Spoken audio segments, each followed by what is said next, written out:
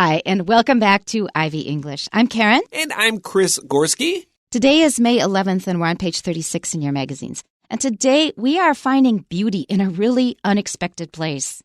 Yeah, I suppose it's a little time to quote some Shakespeare here. It's like a rose by any other name would still smell as sweet. I'm not sure this famous quote applies here, but we're talking about the artistry of Japan's manhole covers. And I'm not sure that the area around a manhole will smell that sweet. Yeah, I think we can call it anything you want. Manhole's not going to be so wonderful. But interestingly, we are going to talk about how they can be beautiful in their own way. That's right. And there is a special reason why Japan ended up with a lot more manholes than they originally had. And actually, this title did resonate with me because a long time ago in one of my English classes, we did a lesson on how or where the manhole covers in New York City come from. They found out it was from a factory in India. And the conditions were actually very primitive and dangerous. But the Indians were used to it, and they were very proud of their manhole covers that they were being used by the New York City government. They were very proud of their product, and it worked for them, even though they were exposed to huge temperatures, very high temperatures. Any Westerner would be shocked when they saw it, but the Indians, that's just how they did it.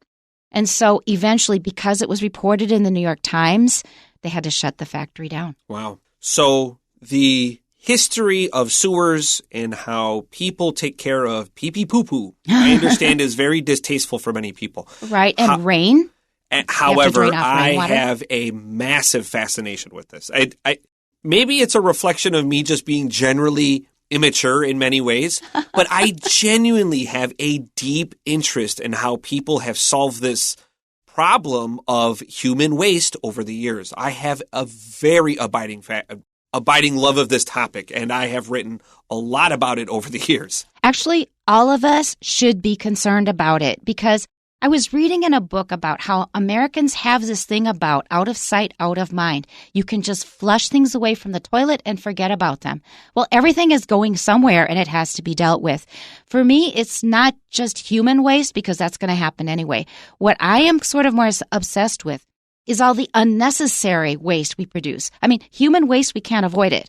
But the plastics and stuff that we throw away, we could reduce that waste. I work with a person. I'm very green in many ways. Green here meaning I'm concerned about the environment. I'm like a longtime vegetarian. Part of that is the environmental reasons. I have my own cup. I do not use plastic straws. I have my own metal straw. Yeah. All of these things. And I sit next to a person that I love dearly. He's a good friend of mine. But he is the exact opposite. It's just wasteful. So he'll buy one coffee, you get a paper cup, a plastic cover, a cozy, and then in a plastic bag. Well, I'm sure he doesn't listen. So he will buy 2 or 3 cups of like tea and have 3 different straws, one for each cup, and he'll drink them across the day. I'm like, just use the one straw. Reduce a little. It's too much trouble, man. Too much trouble. Does he get a bag with it? Of course he does. So that's 3 extra bags that you did not have to waste. Makes me crazy. Okay, well, today we're going to talk about a special use of these manhole covers. They are covering something that I didn't expect until I read the article and it made sense. So our title again is The Artistry of Japan's Manhole Covers. And here we go. The nation of Japan provides some interesting examples of government-approved street art, specifically manhole covers. In most countries, iron manhole covers are not considered a canvas to display artwork. Japan, however, is a notable exception. Urban areas across the country are dotted with manhole covers sporting unique designs that represent the local culture and identity of each region. Japan began installing sewer systems in the early 1900s. However, the idea to decorate manhole covers didn't come about until the 1980s. In that decade, the country began to get rid of above-ground fire hydrants to create more space on streets. The underground fire hydrant system then required countless new manhole covers to be made. The trend for local municipalities to design their own covers began in Nagoya, and it quickly spread across the country. There are thought to be over 6,000 unique manhole cover designs across Japan, and new designs continue to be introduced frequently. While some manhole covers have simple geometric designs, others have detailed artwork and vibrant colors. Some of the most common designs include trees or flowers. Many governments also like to feature local landmarks or regional products on their manhole covers. There are also plenty of covers featuring cartoon characters or local city mascots. In 2018, some local governments began working with the Pokemon Company to create Poke Lids, manhole covers with images of Pokemon characters on them. A unique manhole cover can help draw attention to local tourist sites or lesser-known areas. Groups of people known as drain spotters go exploring to find and photograph these unique manhole covers. There is even the Japanese Society of Manhole Covers that manages a website which aims to catalog all of the unique designs found throughout Japan. That's really fun. And especially the word drain spotters comes from? Train spotting. Right. So maybe you've seen the movie. So train spotting is a thing, but here they've changed it to drain spotters. I think that's really clever. Have you seen that movie? I saw part of it. I didn't see the whole thing. It's not a family-friendly movie. Just be aware. Just be warned. Okay. Put your kids to bed first. Okay. All right. The title, The Artistry of Japan's Manhole Covers. Artistry is making something so it is beautiful, not just functional. Functional means that it serves the purpose, it can do the job, but artistry means that and they have, in addition, made it beautiful. Our first sentence, the nation of Japan provides some interesting examples of government-approved street art, specifically manhole covers. Now, the beginning of this sentence may seem a little odd. It struck me when I first read it. Why would you say the nation of Japan? Usually we just say Japan. Right. Why did they not do that? Because it seemed to be a little too abrupt. A-B-R-U-P-T, A-B-R-U-P-T means too sudden. Japan does this. Well, we weren't talking about Japan, so we're going to give the listener a little preparation. As soon as you say the nation of, your head is going to start scrolling the names of countries, and when you hear you know where it's going. So this just gives the reader a little preparation so it is not such an abrupt beginning. Would you agree, Chris? Yeah, I think so. I was interested when you began mentioning this, where you were going. I was like, okay, what's your thought here? Mm-hmm. And when you say that, like, yeah, I agree, because Japan provides examples is a very SVO kind of sentence. It's a very grade 1 sentence. However, we weren't ready for hearing about Japan. It just hit us too suddenly. So if you say the nation of, we're already ready for a country. And that makes the sentence, I think, a little easier to understand. Let's look at the phrase street art here. Street art generally you're going to call graffiti, Graffiti. And when I was a young hoodlum, I was very interested in graffiti. Hoodlum is a word meaning like a troublemaker.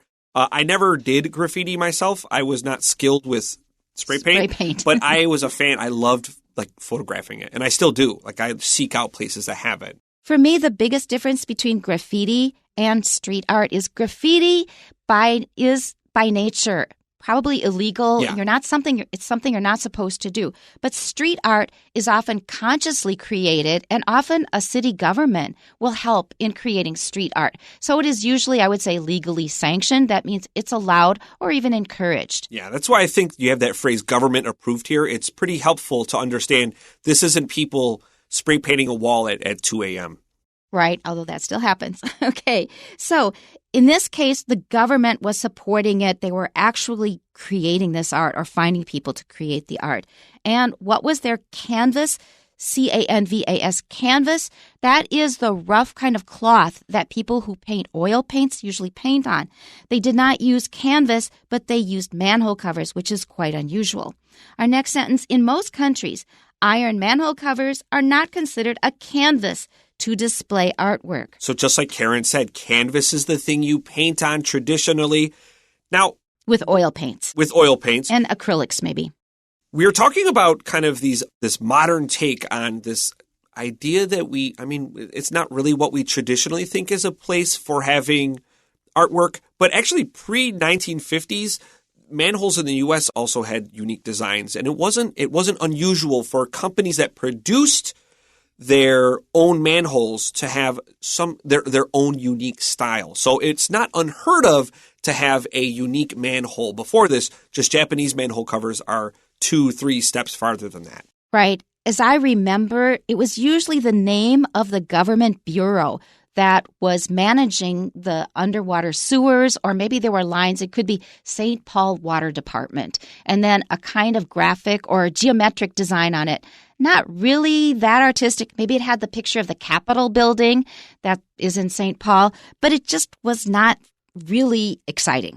Japan, however, is a notable exception. So notable here, I was thinking about the word particular. So it's like, here's a special. I think notable and particular are not as clear as the word we used earlier, specifically. Right. And notable means that it's something that you want to pay attention to. It's quite different from the other things.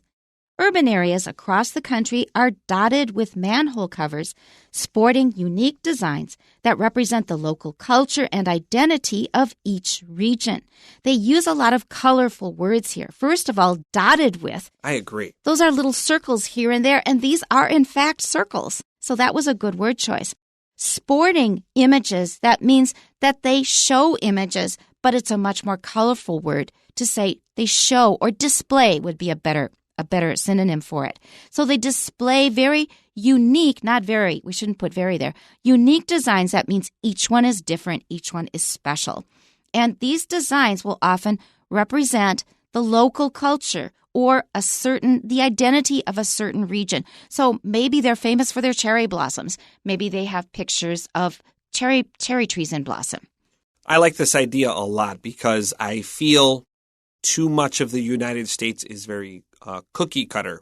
Utilitarian and cookie cutter. This means it's the same and boring place no matter where you go. Especially if you travel along the American highway system, you'll go to these little rest stops and it's the same few restaurants, it's the same few gas stations, and you're not really quite sure where you are at all. It doesn't matter where you are, they all pretty much look the same. And it's not just rest stops. It's so many American things. Once they are done on a large scale, like fast food restaurants, they all look the same. You have no idea what part of the world you're in even. And I use the word utilitarian. This is a useful word to know. That means it is only useful for a certain function. It is not particularly beautiful or inspiring. It's spelled Utilitarian. Utilitarian, utilitarian. It's functional, it's useful, but not particularly beautiful. Let's go to our next paragraph. Japan began installing sewer systems in the early 1900s. However, the idea to decorate manhole covers didn't come about until the 1980s. And this might be shocking to a lot of young people. We take this infrastructure, that just means the things you need for a city, like power lines and water lines and things like that. We take it for granted. But before the 1900s, we did not have all that stuff, and in general, cities stank. Yeah, they smelled really bad, something I alluded to much earlier at the top of our program. The earliest manholes, we think, go back to Rome, although probably ideas very similar were used to protect wells and well holes. Mm-hmm. But Rome was famous for their drainage systems and their ability to get water into their cities from the mountains. And generally, their manholes were just a piece of wood or a slab, a big, long, flat piece of stone placed over those little channels they used to get that water into the cities. And their aqueduct systems are actually much more advanced than a lot of modern systems. Now, just before we go, I should mention this. A manhole cover is very heavy. In the U.S., they're 113 kilograms. Yeah, they're really heavy, generally speaking. Oh, boy. All right, let's continue here.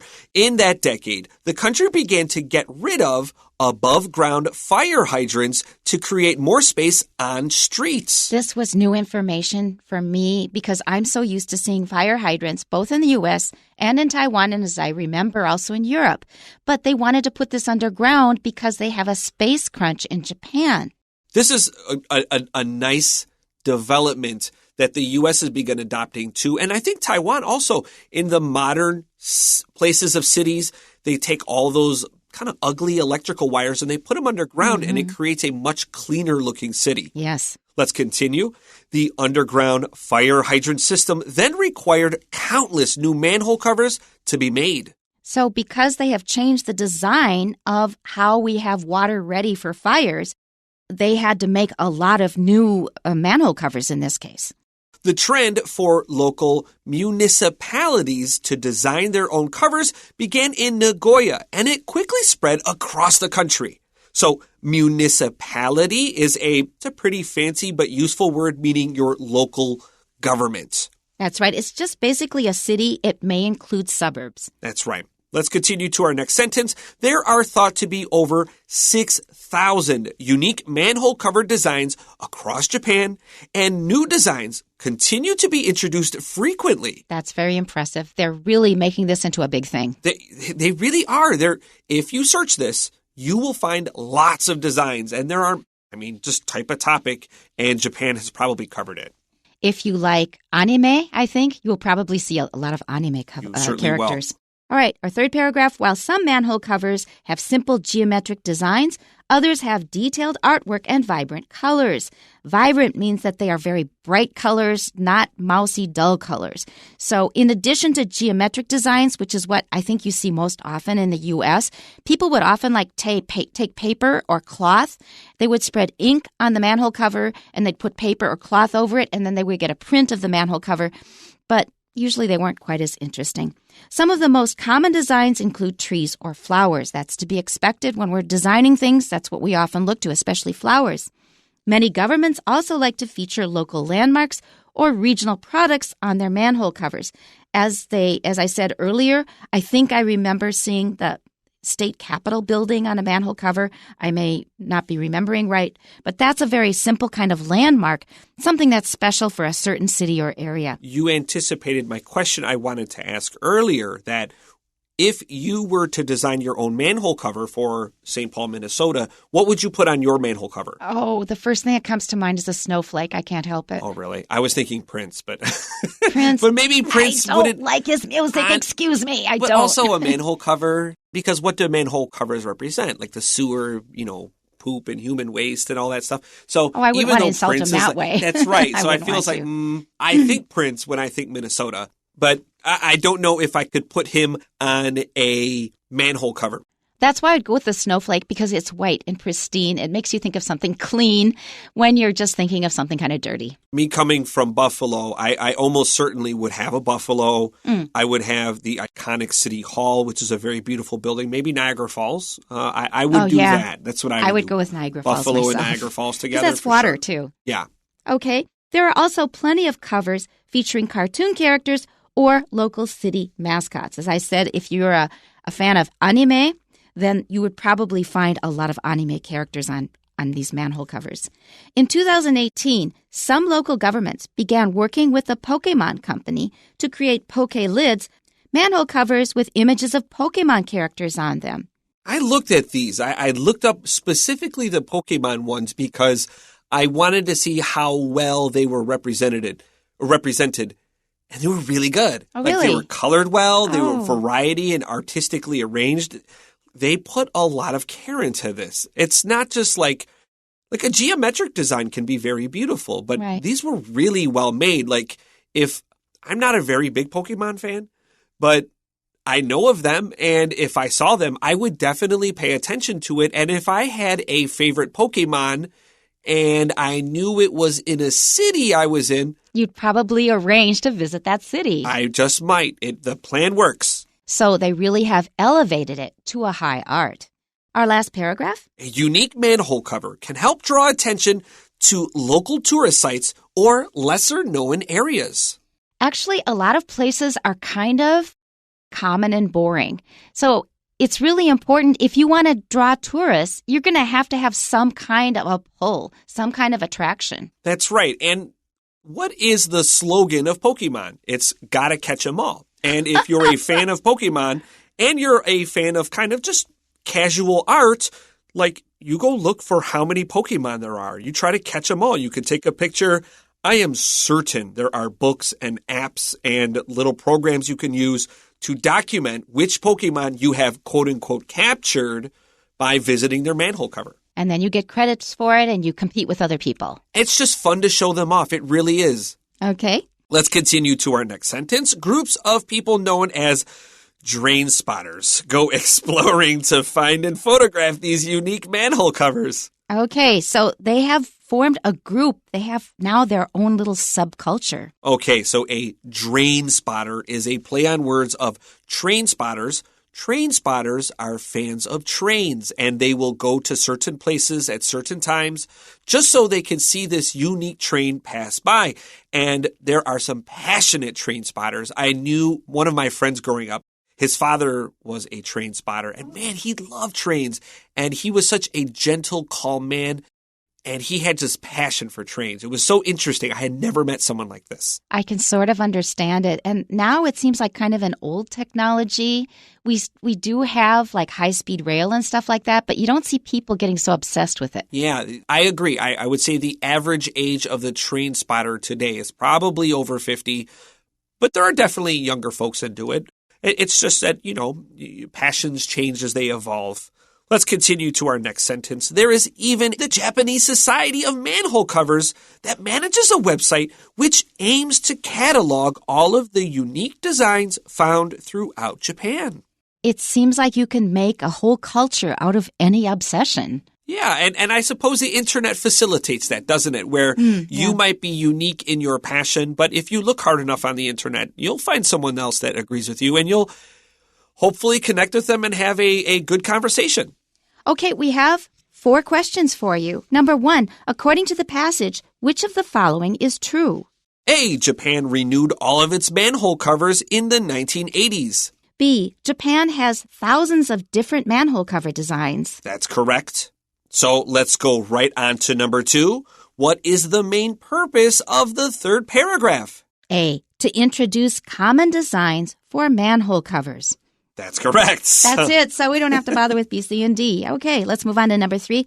Which of the following people might be a drain spotter according to the passage? Letter A, Roy, who helps design and make manhole covers. B, Anna, who clears up dirty manhole covers every day. No. C, Dylan, who examines and fixes broken manhole covers. Well, somebody has to do it, though. And D, Lisa, who travels around Japan and takes pictures of manhole covers.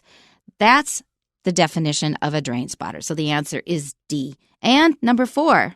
If the following sentence were to be included in the passage, where should it be placed? And here is the sentence. A government official named Yasutake Kameda introduced the idea in 1985 to help raise awareness of the need to update the country's sewer system. What a chunky sentence.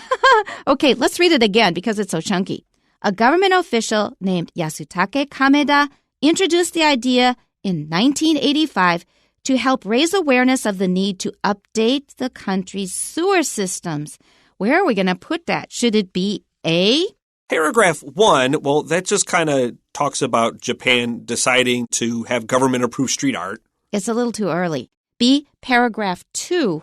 And that is the correct answer. It should go after paragraph 2. So we should take this opportunity to thank one of my heroes. His name is Thomas Crapper. Oh, no. Yes, I know about this. People have asked me, Chris, you love history. If you could go into the past, would you go live in another time? And my answer flatly is no. No, I wouldn't. Today is the best time we could possibly ever live. And there are many reasons for that. So far. Going into the past, not into the future. We don't know what the future holds.